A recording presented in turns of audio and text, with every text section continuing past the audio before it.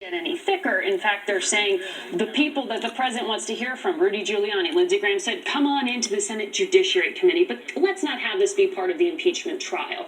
If you want to look into Joe Biden, I'll do it in my committee. Let's not do it as part of an impeachment trial. So they're trying to sort of negotiate with the White House to get some of the aspects of what the president wants to see, but not actually in the trial, which they prefer to be as short as 2 weeks. But the House knows that these are senators that don't want to see a lot of the evidence. That's why it's a failure not to make them see it by making it part of this record. This record could be so much stronger. A lot of these senators look at this and say something wicked this way comes. They want it over as fast as possible.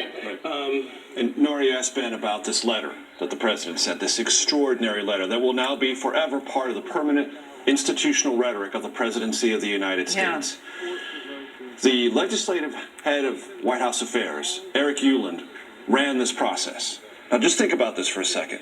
He's the one who, for the last 3 weeks, has been negotiating directly with Nancy Pelosi on the trade deal I just mentioned, on defense spending and the National Defense Reauthorization Act, on preventing a government shutdown this Friday. The central person acting in the most trusted role on behalf of this President of the United States with the Democratic leader on all of these issues ran the process that produced this letter, this scorching, sulfurous letter. Very deep. You know that Eric was involved in that? I know he ran it. Yeah. I know that for a fact.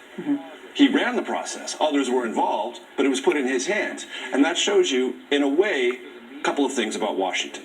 Two things can be true at the same time. You can have intense personal disagreements, and you can also get things done. Point one.